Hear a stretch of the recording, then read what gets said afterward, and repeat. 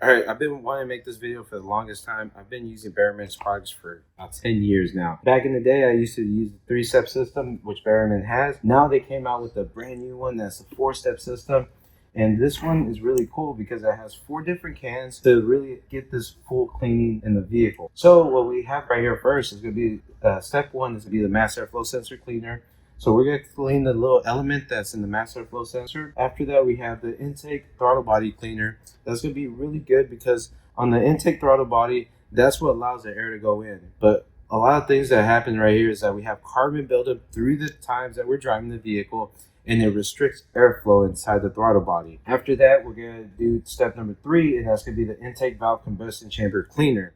This is the big one right here. This one hooks up to the intake, and it allows all the cleaner to go through the whole engine and clean everything from the valve to the intake and as well as the pistons. And then the last one we're going to put right here is the fuel system cleaner. That goes into the gas tank. What really helps out on this one, when we put this in the gas tank, is going to go through the whole gas tank, and then top of that is going to go into the injector, which is going to clean out the combustion chamber. So we want to go ahead and start this. But let's talk a little bit about why we're doing this. So on these newer engines, they are GDI, gasoline direct injection. Back in the day, we used to have port fuel injection, and we used to have TBI, that's throttle body injection. And the thing is that on those systems right there, we used to have the injector right outside the actual valve. So what used to happen is, let's just say like a port fuel injection, it was right outside the valve, and it would shoot fuel, and it would atomize outside of the valve and then go inside the actual combustion chamber. What that was doing, it would kind of clean up the valve.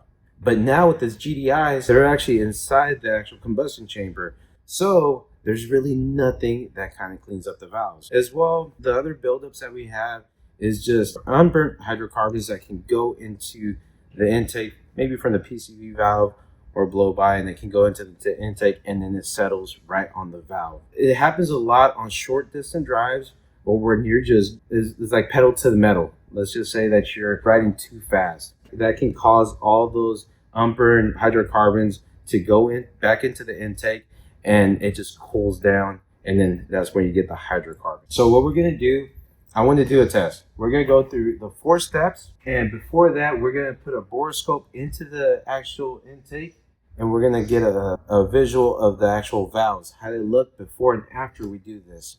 So to start this off, let's do step 1, and then we're going to check that out. And then once we do that, we're going to do the rest of the stuff, and hopefully this works. All right, so we're going to start with step 1, and this is the mass airflow sensor cleaner. So to find the mass airflow sensor is going to be between the throttle body and the air filter housing. So luckily this one is right here. All right, so just remember, some vehicles might not have a mass airflow sensor. Some of them might have a map sensor. So if that's the case, you don't have to do step 1. But what we're going to start off with, we're going to make sure that the key is on the off position. The vehicle's not running. Disconnect the connector. Screws right here.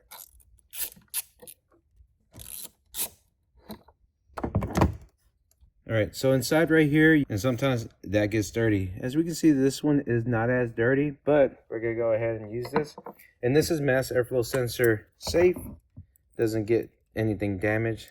I know a friend of mine, he actually made a video where he was using different cleaners and so on, and he was showing the effect on those. And that was Mr. Mike Becker. All right, so we're gonna go ahead and spray it inside. Nice and clean. And the good thing is that this fluid dissolves. And the main thing that we want to do is air dry this. So don't just put it in right away and go ahead and start the engine. We want to air dry this. And we're going to let this sit for about 10 minutes, and we're going to go on to the next one. All right, so now we're going to get to step 2, and that's going to be the throttle body cleaner. So pretty easy on this. So throttle body is going to be right before the actual intake plenum. So on this one, we just got to go ahead and remove these little pieces right here. And then after that, we got to get our screwdriver to remove the air ducts. All right, once we get this out the way, we have our throttle body right here. So in our throttle body, we want to do this whenever the key is completely off. So if we just go ahead and open this up, right inside there's carbon in here. So what we want to do is grab our little towel. We're going to open this up, and I'm just going to go ahead and show you the carbon that we have right here.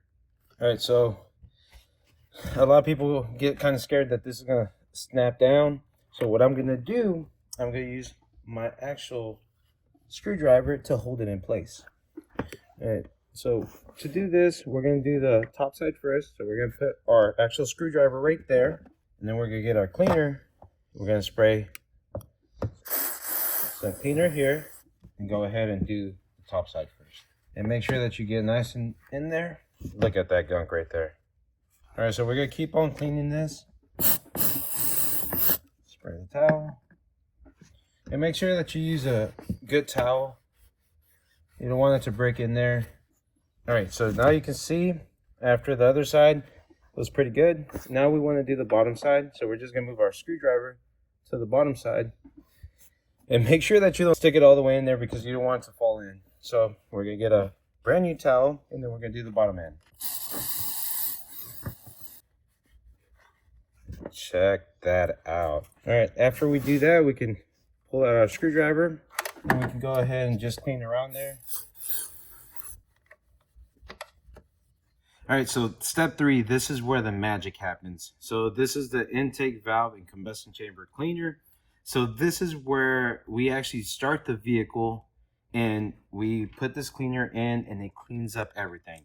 But before we do that, this is why I made this video. Before we do that, we're gonna go inside and we're gonna get a look at the actual valves and see how dirty they are. So let me get a borescope first, and we're gonna get a film or a shot of the actual valves and see how dirty they are, because this is a direct injection. So let's do that first before we start doing this. All right, so now we're inside the intake, and as you can see, it doesn't look as dirty, but look at that carbon right there. Like I said, this one wasn't having any issues, but we just want to go ahead and do a carbon cleaning, but look at that. All right, so we're going to go one step further, and we're going to go to the combustion chamber. I want to look at the piston. Ooh. Piston there.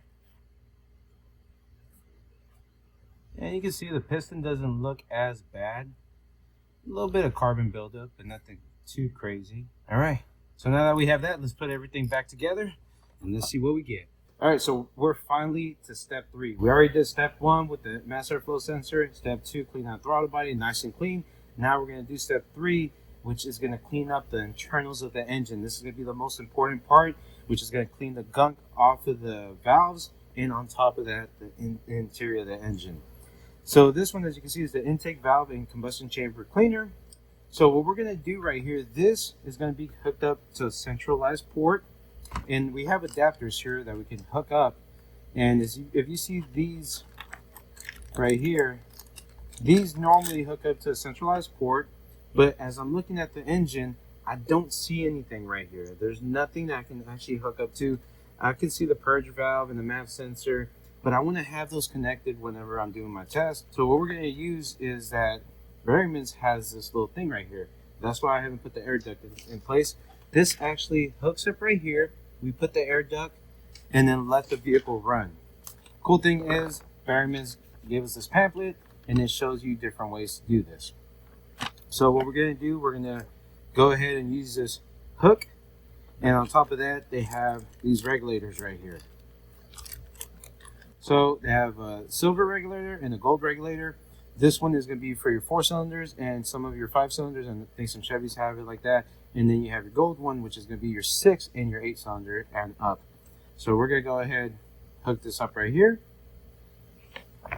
And on the other end, we're going to hook it up to this side. Now what we're going to do is have this laid up right here. And then we're going to put the hook on this section, and then we're going to go ahead and put our tube in place, or our air duct. Get this ready to go.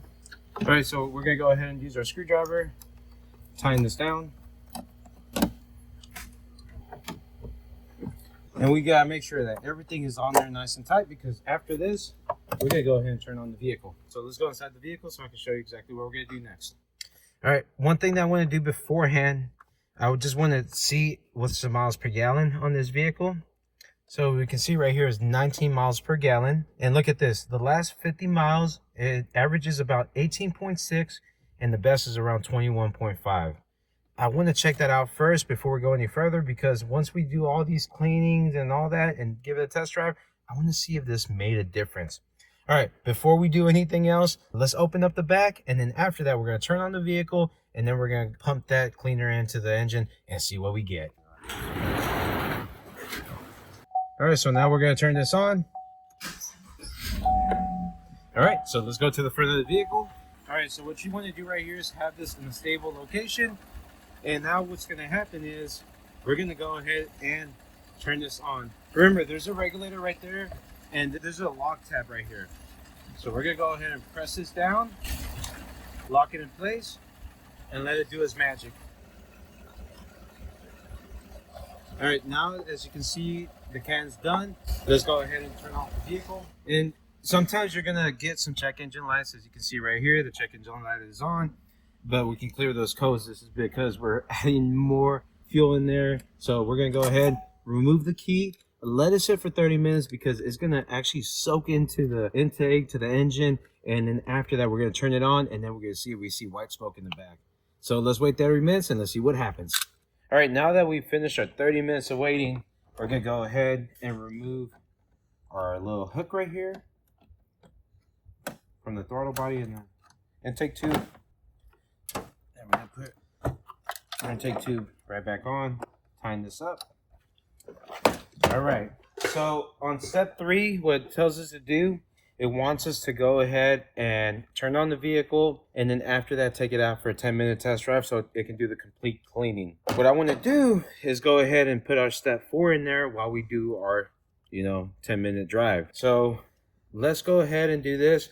First and foremost, we have our door open, and now let's go to our gas tank, and we're gonna go ahead and pour this in. All right, pour in slowly.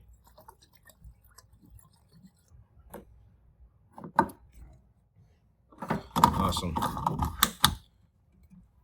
So now what we're going to do, we're going to go ahead and turn on the vehicle. So let's go ahead and turn that on. All right. So before we actually start driving or anything, remember it did produce a check engine light right there. So what I'm going to go ahead and do, I just want to clear these codes right here.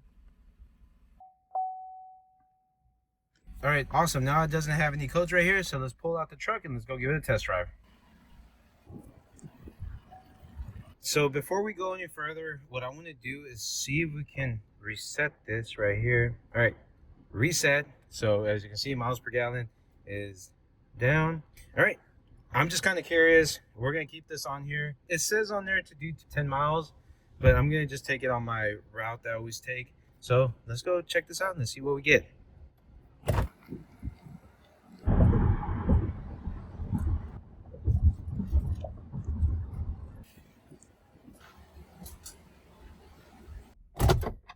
Holy smokes. All right. I drove 30 miles, and as you can see, we got a fuel economy about 21.7. At one point, it was about 22.3. Let's see this right here. Average 20.1, best 21.5. But remember, this is out of 50 miles that we're driving. And this one was before. Average fuel mileage was 19 miles per gallon. And we got around 21, 22. This is crazy. Remember, on these vehicles right here, all we did was the induction cleaning, plus a mass airflow sensor and so on. But I did talk to the customer. He never got his spark plugs done. He never changed out his spark plug wires. So that's going to be another thing that we might want to check out. But at the moment, I just wanted to do this induction cleaning, see if it did any difference. You can see right here, almost, what was it? 2.7, 2.8 miles per gallon. If you do the math at, let's just say this is, I'm just throwing it out. Let's just say like a 40-gallon tank. At that right there, let's just round it up to 3 miles per gallon. That's a lot right there. That's 120 miles that you're getting back. Was this conclusive? Yeah, we'll check it out. I have to let it sit because what I want to do next is go into the actual engine, get a little shot of this. But the vehicle is really hot right now because we drove 30 minutes. It's Saturday. I'm gonna do this tomorrow, and we're gonna get a shot inside of it and see what we get. All right, let's get to it. All right, so finally we let the engine cool down. We're gonna go ahead and check this out. I'm kind of curious to see what we get, so let's get our borescope and let's stick it into this engine. Holy smokes, that looks clean. Let's go in here. I'll get a shot of the valve. Okay, as you can see, there's the valve right there. Has a little bit of carbon, but look at the actual walls right here. They are clean. This has a little bit right there, but the walls are really clean compared to what they were before. All right, let's go into our actual combustion chamber. Check out the top of the piston. Let's see what we got. And look at that.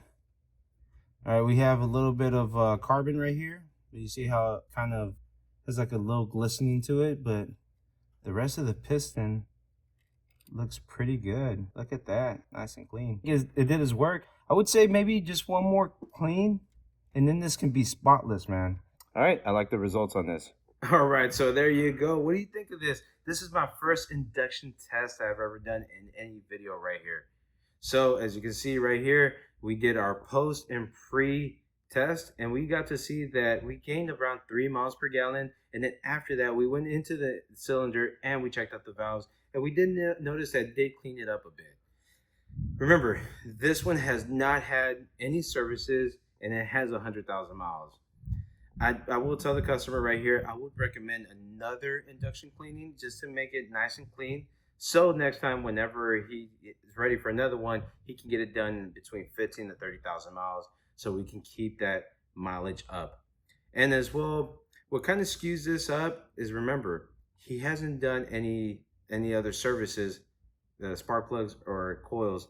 Man, imagine if we did those. Could we get higher numbers? Possibility, but he's taking it now, and we're not going to know. The main thing that we want to check out on this one is induction cleaning work. I would give it a thumbs up, but just make sure to do it on the appropriate time. Don't wait too long, and don't wait until you have 150,000 miles to do this. So there you go. What do you think of my video? How would you do this differently? Would you use a different brand? Would you use this one?